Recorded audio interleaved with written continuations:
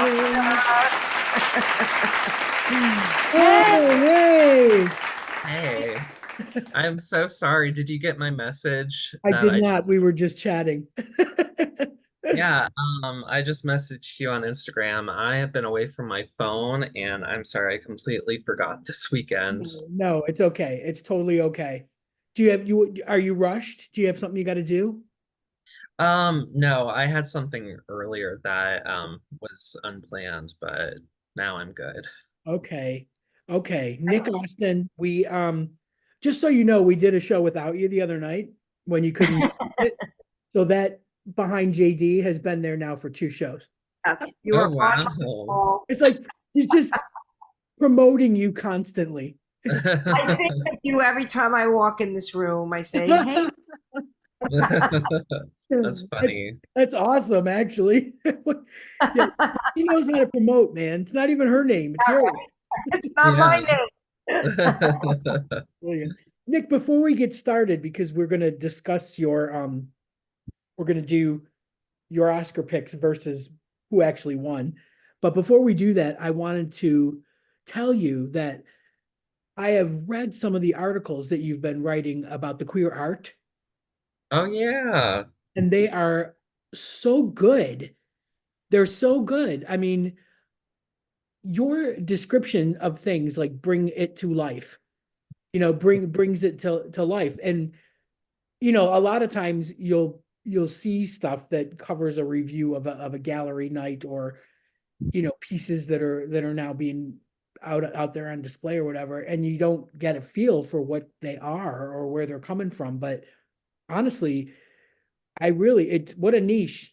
It's like it's really, really good stuff. And we should let people know they can find it on the website that you work for, and that is what is right up there, Yeah. Oh, right? oh, I know. If you look at my background, you'll see that we have all of these.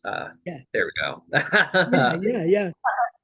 And a lot of my articles are primarily on pride.com, if that'll make it a little bit easier. Yeah, pride.com, equal pride, out, out traveler, the advocate. I can see them all.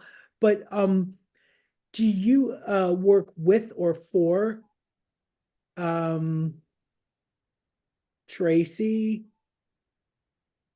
It's funny, before I started working for Equal Pride, the actual company, I freelanced for The Advocate, and Tracy was my editor at the time. And so I work with her now. Yeah, Okay, cool. Yeah, love her. I love this stuff. She's got she's such great. good stuff going on. Honestly, really well done, you.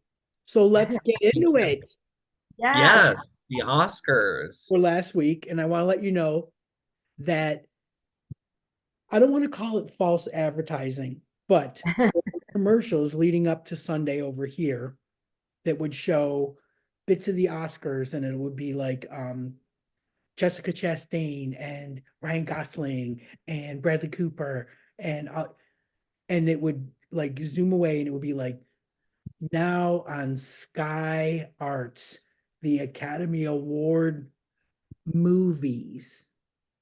I Ah, was thinking I was going to get to watch it, and it was just Oh, Academy Award winning movies, not even from this year, but just in the oh, past. oh, that's a So shame. I know I felt extremely duped, but I got up the next morning and I watched every single clip imaginable. Every I was single looking for them too. Yeah, I wanted to see uh, parts of it because I didn't get to see them at all. So I was doing my search. yeah, What but were some of your everybody favorite had moments? for me, I think one of the best moments, which nobody talked about, but I saw an article afterwards. I was wondering what Lily Gladstone was doing with the star glasses on her head. Do you know Uh-huh. the story behind it? No, I don't. So when she was young, she went to school with this guy that she still keeps in touch with. And he gave them to her one year and said, one of these days, I'm going to see you at the Academy Awards, and I hope you get to wear these. And here it Oh, is, like 30 years later. She still had them Wow. and she wore them. And I was like, makes me love her even more. So that was That's my a like amazing moment there. But what about you? Did you have a particular favorite? Oh gosh, I really loved all the Kens and Ryan Gosling performing I'm Just Ken. That will go down as probably one of the best moments in Oscars history. Just such a great production. And I can't imagine being in that room, seeing it live. It must have been incredible. Yeah, that was quite a banger, man. It was really Slash was playing with them from Guns N' Roses. Yeah, that was good. That was I really good. was excited that Naiad was Oh, nominated. JP, come on with the Naiad. It's so inspiring to me. And for you're very fortunate you did not turn 60 this year. Oh no.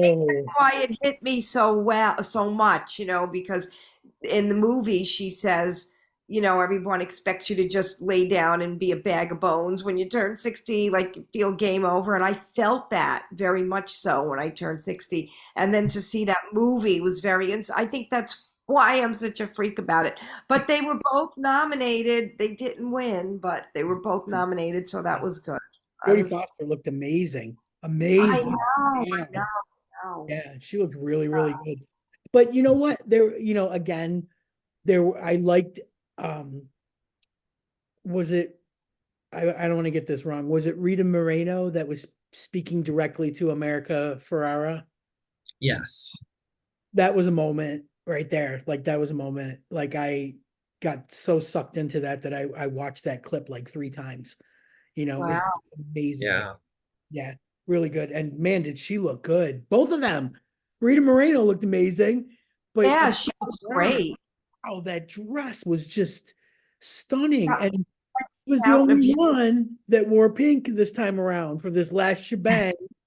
Robbie didn't wear pink. It was amazing.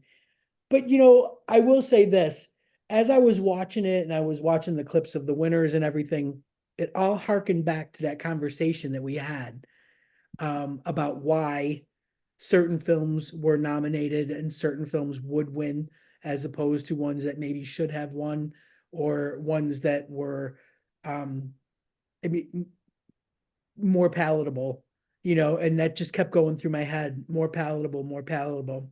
But Yeah. I will definitely say, I mean, you knocked it out of the park with your picks. Yes. You Good job. you Yeah, at the end of it with 24 categories, I got 16 out of 24 nominations correct. And a lot of them were ones that I had hoped would win, even if that meant I would be wrong. So yeah. a few of them, and then a few that I were completely surprised by. And What? Like, give me a couple examples of that. yeah, so I think the first one, out of the way is Emma Stone winning Best Actress over Lily Gladstone. I think that was a huge shock for many people. Yeah. I was I was I was I was hurt by it, like I really was, because there's something about the premise of Poor Things that I felt it was a man's idea to put this brain, this child brain in this woman for his own fantastical whatever reason, and there was just something patriarchal about it that I don't I don't know, like I just don't feel like it fits in these times, you know what I mean? Like I get that it was supposed to be about way back when, but I just I was really stunned like that was getting the attention, that it was like almost the total opposite of the logic behind Barbie, if that makes True. sense. True. Yeah, that is kind of true. Yeah. Yeah.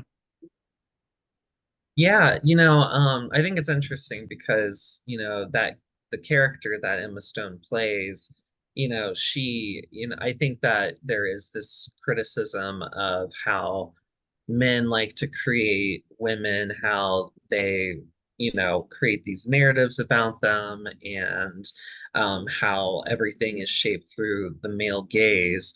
And so, I think that the film was criticizing that in a way, especially with um, Emma Stone's character Bella, her progression throughout the film. I wouldn't say it's a pro-patriarchal film. I think that it was pretty similar actually to Barbie and the themes that they were exploring. But no, the reason why I had issues with Emma Stone winning is because I thought Lily Gladstone deserved to win over her.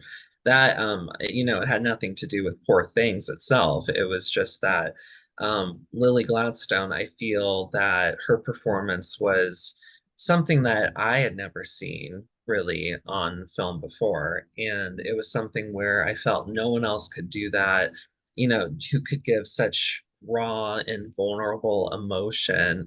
And, even though Emma Stone's character, her performance was incredible, I just didn't feel the same way. I will agree with you that in that I don't I don't know how Lily Gladstone could, I mean, got through it. You know what I mean? Like this was a movie that was deeply rooted in past, her past, Yeah. being Native American. Um, and I think that was something that maybe people just didn't take into account. Like, what was Yeah. your next shocker? Because I think I might know. Well, I don't know because of the ones that we discussed last time, like the main acting categories, best picture, best director, all of those were pretty much locked in. Yeah. So what were some surprises that you I think it noticed? was costume. Oh yeah, costume. Yeah. I think overall for the a lot of the technical ones I got wrong, like costume and production design, those went to Poor Things. I underestimated, and a lot of other pundits underestimated that the Academy wouldn't take to Poor Things because of, the subject matter, and because there's just so much criticism about how much sex is shown on screen and the type of humor. So a lot of people thought that the Academy wouldn't grasp onto that, but it looks like that with Poor Things being the second most winning film of the night, that it really did play well with the Academy. So that was something to know for next time. Really thought that it was going to be such a deliberate sweep by Oppenheimer for everything. you know Yeah. and like a part of me just wants to scream, and it's like you don't even really get to see the bomb. You know what I mean? Like if that's what you're Right. waiting for, like Right. that Right. was two Right. and a half hours that we'll never get back, and we already knew the outcome. you know Right. Right. Go into it knowing. Right. Well, if you know it, I guess you don't really need to see the bomb actually. Right, You exactly. Yeah, I mean, it was I again, I really thought that it was just going to be like sweep, sweep, sweep. It was just Yeah. going to be all Oppenheimer, but I was super happy that the Billie Eilish song won, you know. Oh, Like, yeah. I can imagine that not winning that song. It's everywhere. That yeah, song. yeah, Everyone uses it for reels. It's just right. I so. I'll tell you, I was more not that I loved the whole Barbie soundtrack, but I am a massive Dua Lipa fan. Massive. I mean, Really? I love her look. I love her music. I love everything, the videos, everything. Like I really, really, really would listen to those songs over Billie Eilish, Mhm. because that's always so moody. Like for me, I'm not a Yes, it's moody music very, singer. I'm yeah, a listener. Like I don't need the moodiness of it all. But I it's a where it, somber, yeah, yeah, and it's a somber so song. many up and comers that go either that way, where they're trying to do the moody, breathy, sullen, kind of ballady, oh woe is me kind of music, and then you have the ones that do the Dua Lipa stuff. So at least there's enough. Yes, for everybody because I mean, JD, do you remember when we had Martha, Lucy Burton's daughter, Martha Oh Moxie? yeah, yeah. Mm. She does a lot of that Billie Eilish kind of Yes. music, You. you know, Yeah. moody, but still sounding young and Right. breathy, like not, that kind of stuff. Um, so yeah, I mean, I think it is a matter of taste, but it seemed that the Academy was all about Billie Eilish. From a songwriter's point of view, though, I mean, wow, like to hit it out of the park, to make a song that gets in a movie, that the movie is so popular, and then it's on the soundtrack, and then now it's out in the world, and like Yeah, every person making a reel that they want to show emotion on Instagram and Facebook and TikTok is using that some version of that song, either just instrumental or, and it's like, wow, like just from, I can't imagine, like you write a song and then it becomes that. Like that's yeah. just, it's Didn't what you she? hope for as a I writer. know. But Nick, correct me if I'm wrong. Did she do a Bond film too? Yeah, she won her first Oscar for No Time to Die. Yeah, Really? Oh, okay. So yeah. this is not the first time so she did like a song for the movie for, Yeah, Yes, she for won an that James Academy Bond Award. film. Yeah, oh, wow. yeah. Very Yeah, She's so talented. her and Phineas are now, since they won two Oscars within this amount of time, they're the two youngest Oscar winners to win within that short amount of time, multiple Yeah, Oscars. yeah, Yeah. it's incredible. And we got some great memes. We got the John Cena meme.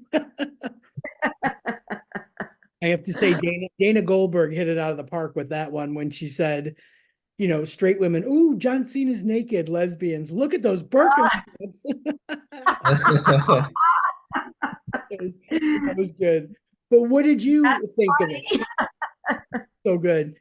What did you think of it? Do you, and not only about the show, like the whole show and everything, but what did you think of the outcomes, even though they were surprising? Did you go back and think that they were warranted? Did it make you think twice?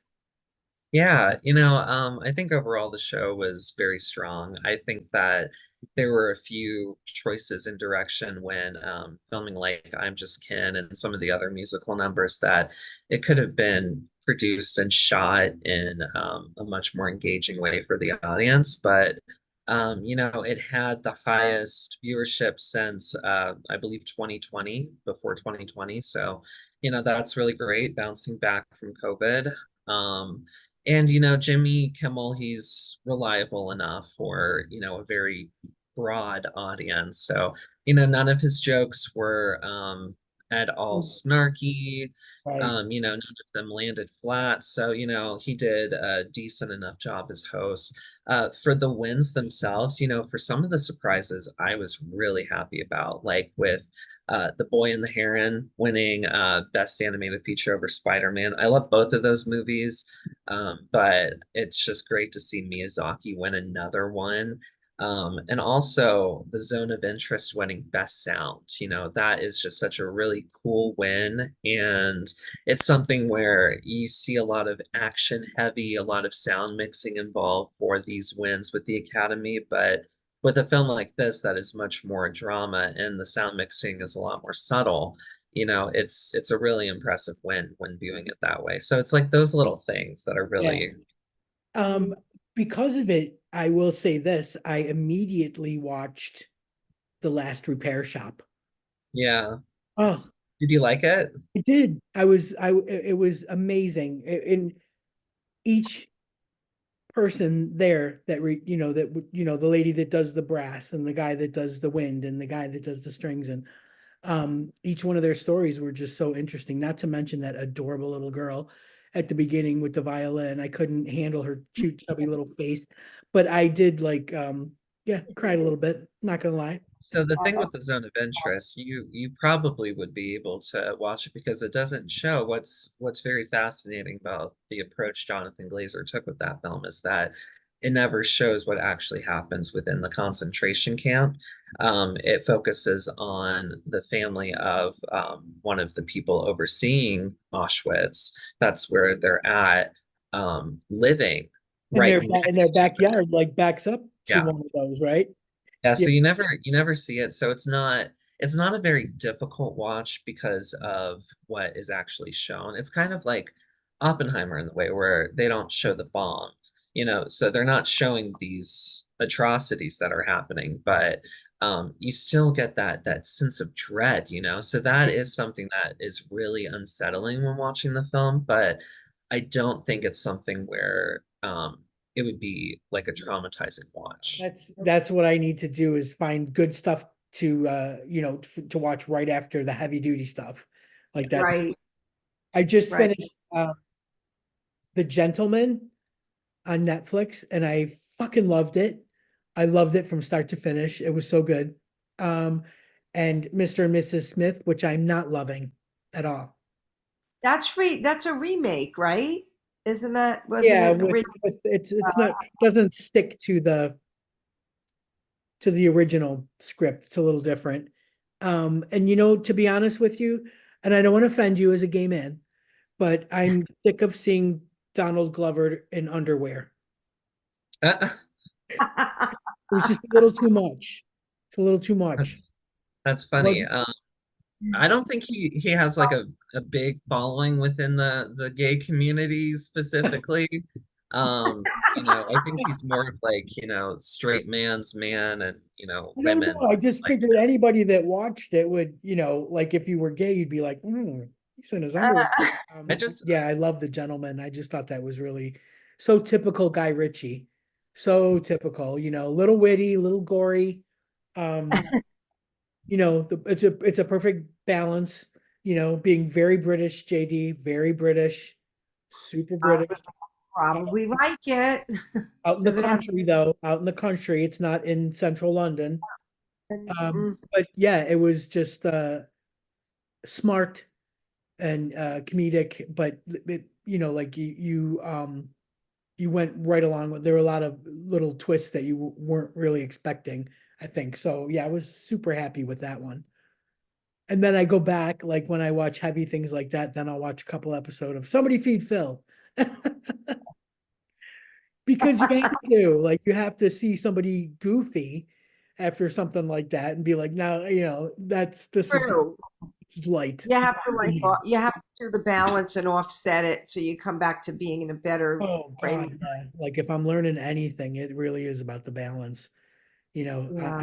in any way, shape, and form. Like you name it, drinking, drugs, movies, you name it. There's got to be the proper balance. Me, Eating me, meat, right? Meat.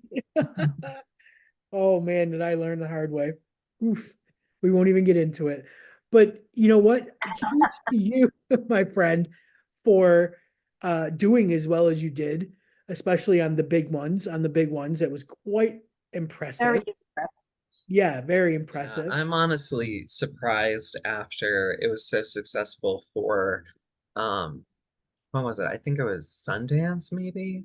I think it was Sundance when they did that hybrid system of being able to see the movies online or in person. And I really thought that more festivals would do that hybrid model after COVID because it was so successful. It offered so much more options for people who aren't able to attend the fest, even like not like Right. financial barriers, but like even like Location, accessibility. Yeah, accessibility, like not having to pay for a plane ticket to yeah, stay in some, fancy schmancy park, valley, whatever Right.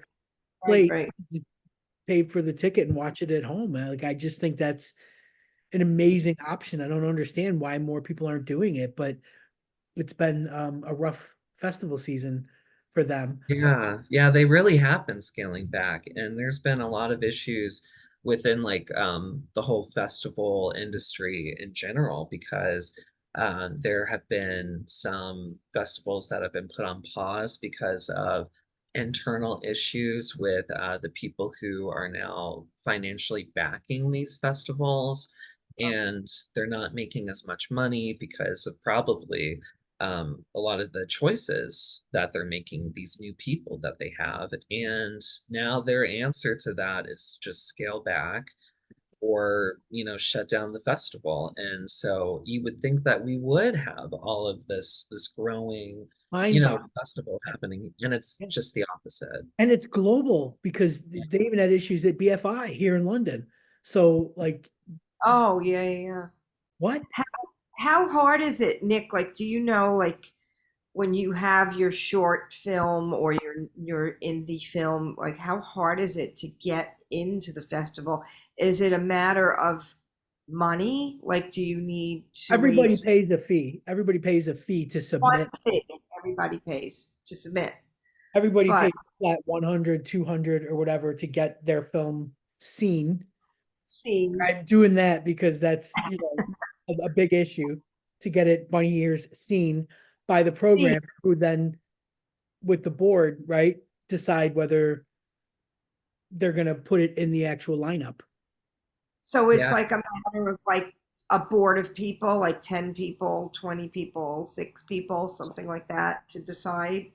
So I've actually volunteered for some indie film festivals in the past for yeah, viewing the films that were submitted, viewing the submissions, and then helping decide which ones would be programmed. And so I did that for a couple in the past, and that is really the process. There are so many film festivals, so the fee can be either waived or there isn't a fee. So that sometimes isn't a huge barrier. But I'm not sure with a lot of the smaller platforms for film festivals if they are able to really get the notice for these films because there just are so many, Yeah. and that Right. it's just hard to get something to stand out. And you see that in the industry in general in Hollywood with indie films and how difficult those are becoming to produce even today. You think that we would find all of these different solutions to increase the ability of funding indie films, but Right. because it's been such a long struggle, but it's just getting worse because all the people in power are all of these financial, like business people who, you know, only care about what they think is going to make the most money. And Right. so What it's they're going to get just in return. Right. blockbusters. Yeah. And they're wrong. That's the thing. They're wrong. So, They are. Yeah. They're so Yeah. Yeah. yeah. shame. Yeah, I always look at everything from the point of view of the music side of it, and it's Yeah. just so incredibly difficult to get heard, and I'm imagining it's the same way you could put your heart and soul and funding into making a movie and try to get, because I would imagine getting into those film festivals is really a great push for your movie to ever get to the next step. So, Yeah. yeah. It's huge. And the weird thing, Jay, speaking of the music part of it, is how many the crossover.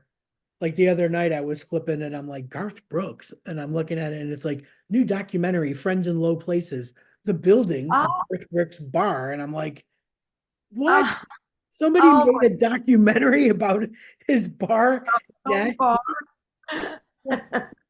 What?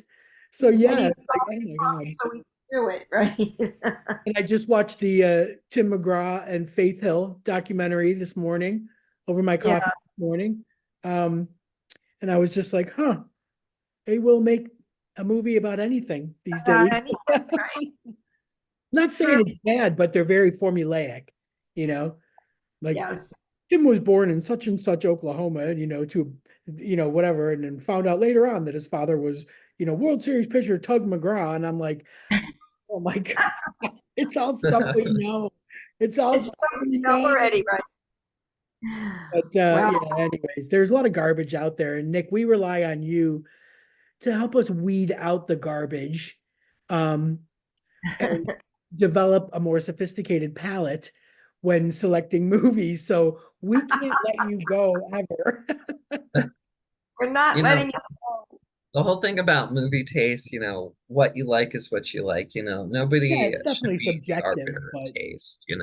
I think maybe a better way of saying it is that you will clue us in on the good things that are coming down the line, as opposed to, us watching the garbage that we see, Yeah, that's out there, that comes up in our algorithms for being yeah. terrible at this. There's so much, content out there, and It's yeah, overwhelming, to be honest. It really is it overwhelming. is. Yeah. But that's what we rely on you, to steer us in the right directions and tell us why we should or shouldn't. So thank you Yes. for that. And thank you for taking time out of your Sunday afternoon to spend with us. I mean, these people don't know how lucky they are to get a double shot this weekend of uh, Yes. of JD and I discussing the street juice of New York City to the Oscar-winning films that we've just seen. Double I know. shot weekend. So thank you. Yeah, thank you for having me. I appreciate you scheduling and, being so accommodating. So thank you. Yeah, Always. hopefully we'll get you back next month to see what's new and Yes. what's happening. Yeah. Yeah. Okay. Sure. Thank you All so right, much. favorites. So Bye. bye. Why do you always run? It's like never stop chasing your dreams. We drank way too much whiskey. There, that's see? See? And I confess, my addiction is you.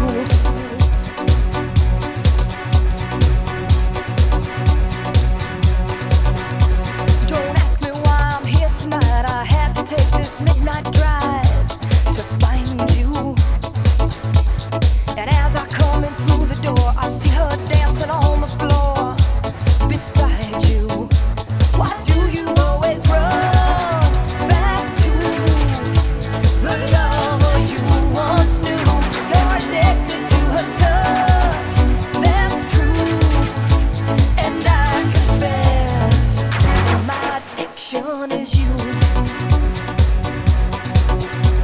You look at me and in my eyes you see the hurt I can't disguise. I watch you, and though it seems I look right through, I'm noticing your every move. She's got you. Why do you always run back to the lover you once knew? You're addicted to her touch, that's true. And I confess, my addiction is you.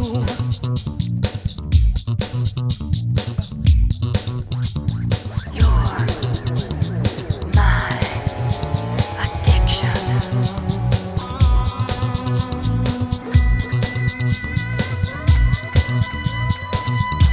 Why do you always run back to the lover you once knew? You're addicted to her touch, that's true. And I confess, my addiction is you.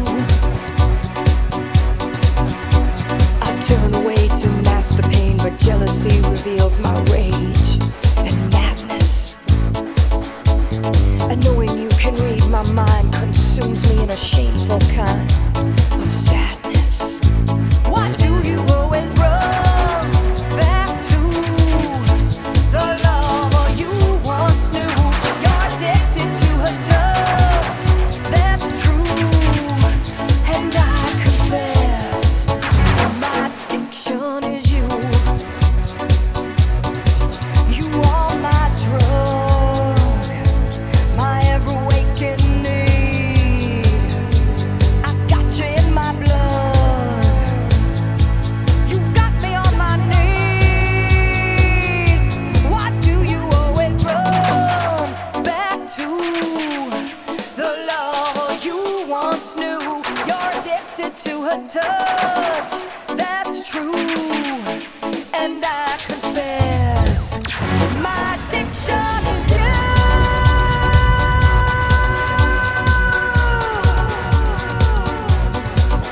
Why do you run? Why do you run?